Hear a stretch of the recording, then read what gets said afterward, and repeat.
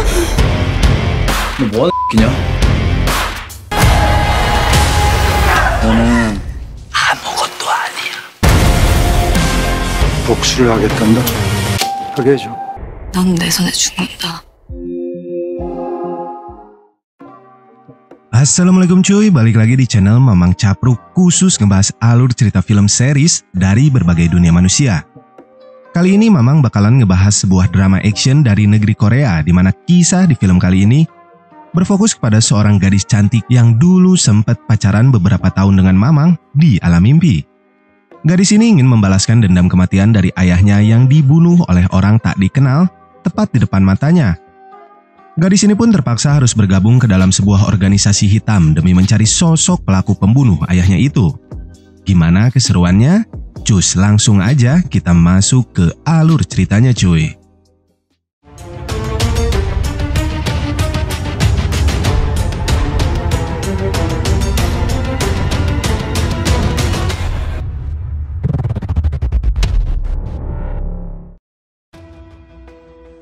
Di awal film kita diperkenalkan dengan sosok wanita bernama Yeon Ji-woo atau yang biasa dipanggil Hye-jin, remaja cantik yang ditinggal oleh sang ayah yang merupakan seorang buronan. Ayah Hye-jin adalah seorang preman kelas tongkol sekaligus pengedar narkoboy di wilayahnya. Status dari ayahnya itu membuat Hye-jin seringkali dibully teman sekelasnya yang bertubuh layaknya Rikishi. Bahkan, salah satu guru memutuskan untuk memindahkan Hye-jin ke sekolah lain dikarenakan takut akan status kriminal ayahnya akan mempengaruhi reputasi sekolah mereka. Sampai pada suatu ketika, Hye-jin tak tahan lagi dengan semua yang dialaminya dan memutuskan untuk melawan temannya si Rikishi yang sering membulinya.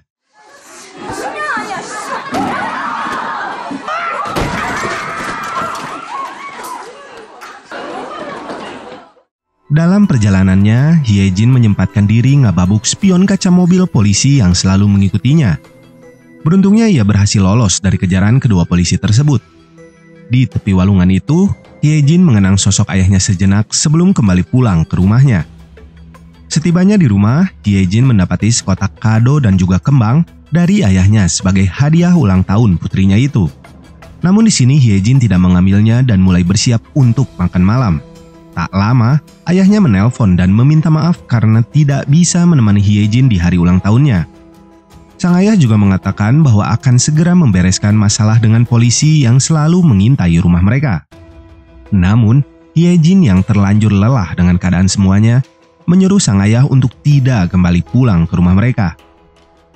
Sedih akan ucapan putri kesayangannya itu, sang ayah kemudian menyuruh pengawalnya yang bernama Taeju untuk turun dari mobil dan dirinya segera pergi dengan mobil itu untuk menemui sang putri. Sang ayah lalu menghajar kedua orang polisi yang mengintai kediaman mereka sebelum kemudian masuk ke dalam rumahnya.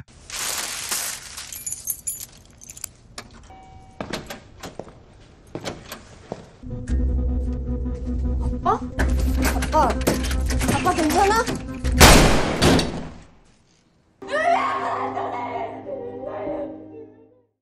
Meski kesal dengan ayahnya, Hye-jin nampak sangat terpukul atas tewasnya sang ayah. Kemudian datang seorang pria bernama Choi Mu-jin yang merupakan pimpinan dari geng ayah Hye-jin. Choi di sini memberikan penghormatan terakhir kepada ayah Hye-jin yang dianggap oleh Choi sudah seperti saudara kandungnya. Hye-jin lalu menanyakan pekerjaan yang diberikan Choi kepada ayahnya di geng tersebut dan menanyakan siapa pelaku pembunuh ayahnya. Namun Choi tidak menjawab pertanyaan tersebut dan malah pergi dari sana. Hye-jin kemudian diberikan kesempatan untuk melihat wajah ayahnya untuk terakhir kalinya sebelum jasad sang ayah dikremasi. Hal itu pun lantas membuat Hye-jin kembali mengingat kenangan saat ayahnya masih hidup dulu.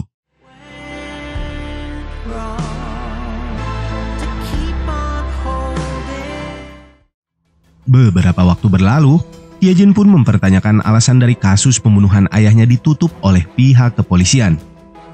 Salah satu polisi kemudian mengatakan bahwa kasus itu ditutup dikarenakan ayah Hye-jin merupakan salah satu yang masuk dalam daftar pencarian orang di Korea selama 3 tahun terakhir. Seketika hal itu membuat Hye-jin tersadar bahwa ucapannya sebelumnya lah yang membuat ayahnya kembali pulang setelah 3 tahun bersembunyi. Tak mendapatkan keadilan di kantor polisi tersebut, Hye-jin kemudian menemui Choi di dalam kantornya. Hyejin lalu meminta kepada Choi untuk mencari pelaku pembunuh ayahnya sambil memberikan foto pelaku dari CCTV yang ada di kediamannya.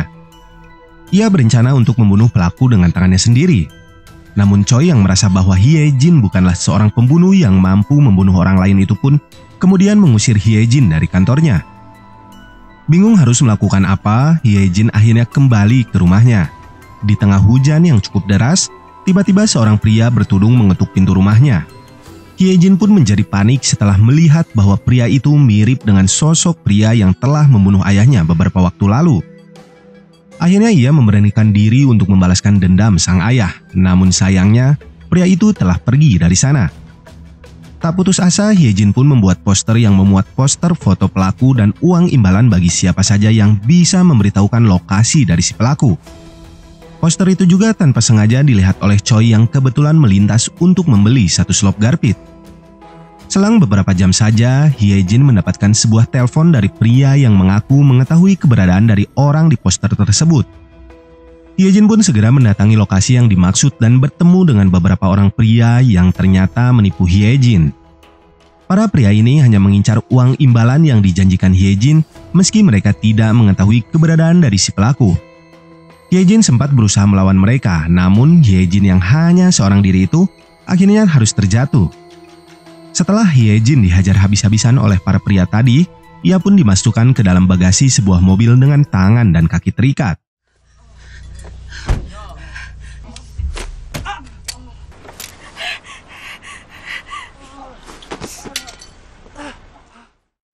Choi lalu mengajak Hyejin ke sebuah dermaga dan mengatakan untuk tidak lagi melakukan hal yang membahayakan dirinya sendiri.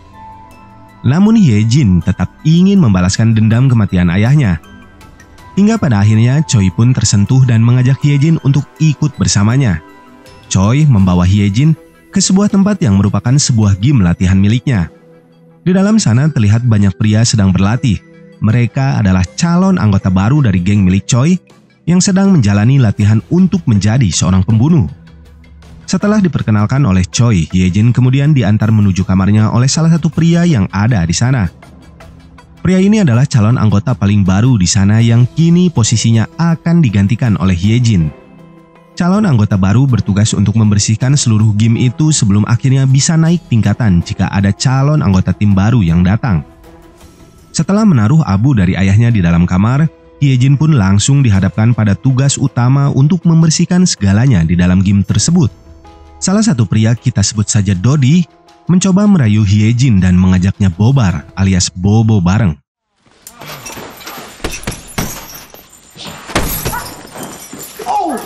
괜찮아? 이발년, 아우, 씨.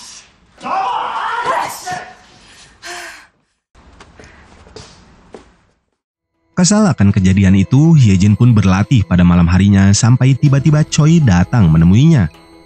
Melihat tekad kuat dari Hyejin untuk membalaskan dendam sang ayah, Choi akhirnya turun langsung untuk mengajari Hyejin cara bertarung yang baik dan juga benar. 네가 아무리 훈련해도 힘에서 밀린다. 그럼 어떡해요? 무조건 급소만 때린다.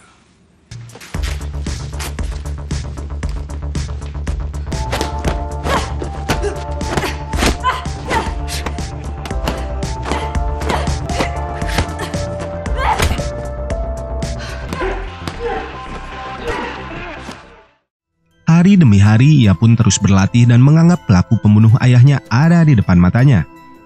Sampai pada akhirnya Hyejin dan beberapa orang lainnya berhasil menjadi anggota resmi dari organisasi milik Choi. Mereka pun diadu layaknya bagong di tengah arena tinju demi membuktikan siapa orang terkuat di antara mereka dan juga sejumlah uang hadiah yang akan menjadi milik dari si pemenang nantinya. 아직 막내가 남은 것 같은데.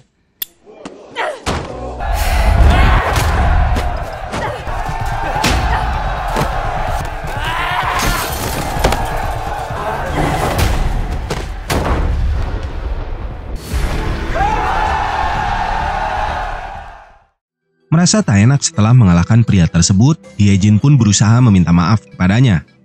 Meski si pria nampak seperti pria yang baik, namun ternyata pria ini memiliki rencana untuk mencacus Hyejin dan ia mengajak kedua orang temannya termasuk si Dodi.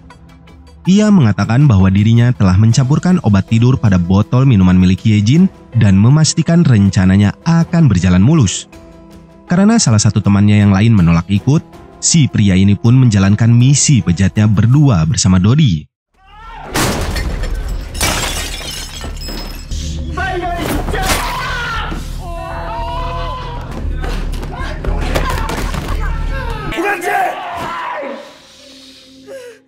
Akibat kejadian itu, Choi memanggil si pria dan memberikannya hukuman dikeluarkan dari organisasi mereka. Choi juga meminta salah satu anggota tubuh dari si pria untuk menebus kesalahannya itu. Meski sempat memohon untuk diampuni, Choi akhirnya memberikan sedikit kenang-kenangan di wajah si pria hidung belang tersebut. Sedangkan Hyejin yang mendapati guci abu ayahnya telah hancur, menangis sejadi-jadinya di dalam kamarnya.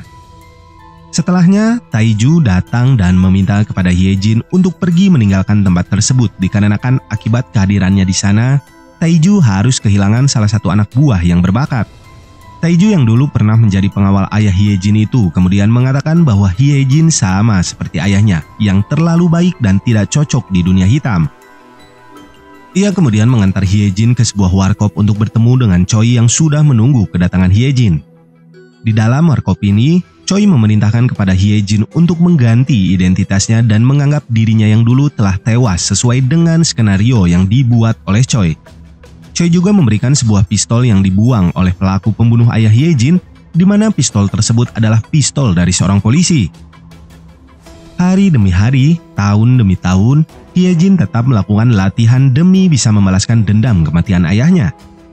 Dengan rambut doranya kini, Hyejin menyamar dan resmi bergabung menjadi seorang polisi wanita di Korea. Ia ikut ke dalam divisi kriminal agar bisa mencari petunjuk dari kasus ayahnya. Bersama dengan rekannya, Hyejin berusaha menangkap pelaku kriminal pada sebuah klub malam. Saat Hyejin telah berhasil masuk ke dalam sana, rekannya yang menunggu di bawah diculik oleh sekelompok orang tak dikenal. Di dalam klub tersebut, Hyejin mendapati beberapa orang sedang melakukan transaksi tepung beras Rosben. 이게 얼마짜린데 나한테 넘겨 이씨. 니네 형님 모시라 그래 형님. 간두자 가자. 알았어. 뭐야? 어디 소속이냐고 이 새끼야.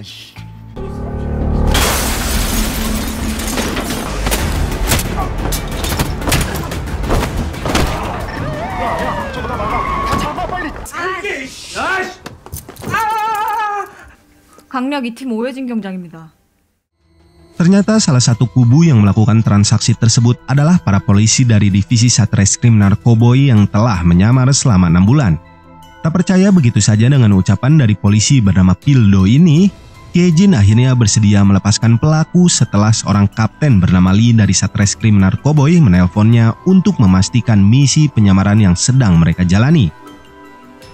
Sedangkan di tempat lain, Choi bersama anak buahnya terlibat baku hantam dengan kelompok lain di tengah sebuah tempat. Musuhnya kali ini adalah seorang pria tua yang merupakan rekan bisnisnya dulu, namun mengkhianati Choi demi cuan yang lebih besar. Choi yang terkenal akan kesadisannya yang edan itu kemudian menyuruh anak buahnya untuk membawa si pria ke dalam mobil goyang. Keesokan harinya, Hyejin mendatangi kantor kepolisian setempat atas undangan dari Kapten Lee. Setibanya di sana, Hyejin malah dikejutkan dengan bebenguk dari seorang kapten bernama Cha Gi-ho yang mirip dengan sosok Adudu, pria yang mengintip rumahnya beberapa tahun yang lalu. Setelah melihat berkas dari Hyejin yang ingin bergabung ke dalam divisi Satreskrim Narkoboy, Kapten Cha kemudian menanyakan alasan hal tersebut kepada Hyejin. Hyejin pun menjelaskan alasan utama dirinya ingin bergabung ke dalam divisi tersebut. 잡고 싶은 놈이 있어서입니다. Hyejin kembali menemui Choi di tempat mereka biasa bertemu. Merasa bersalah karena membuat Choi menunggu lama, Hyejin pun memberikan sebotol teh kamomil kepada Choi. Teh kamomil adalah teh herbal yang diformulasikan khusus dan memiliki banyak manfaat seperti meredakan stres, menambah kekebalan daya tahan tubuh dan membantu agar bisa tidur nyenyak. Meski rasanya tidak enak di lidah, namun harganya cukup terjangkau mulai dari Rp30 saja Anda bisa mendapatkan 30 kantong teh kamomil. Wow, murah banget.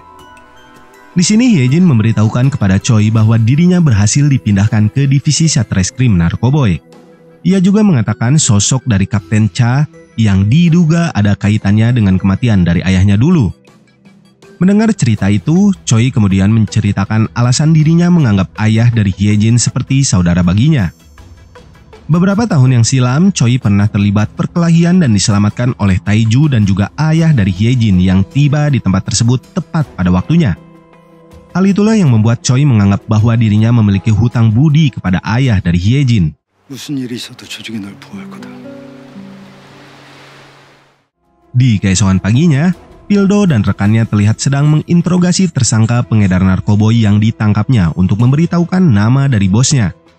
Namun si pria itu menolak dan memberikan penawaran lain dengan memberikan informasi mengenai narkoboy jenis baru yang sedang hits di sana.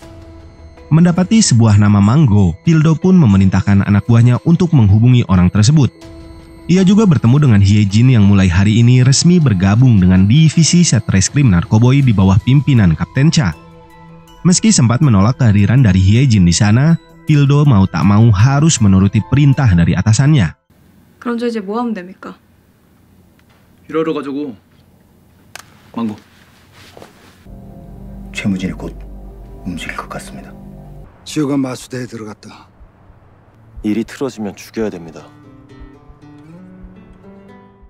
Setibanya mereka di tempat tujuan, Hyejin diperintahkan untuk menangkap sosok dari Mango seorang diri.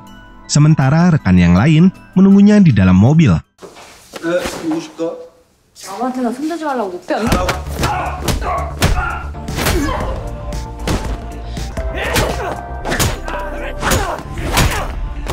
들어가죠.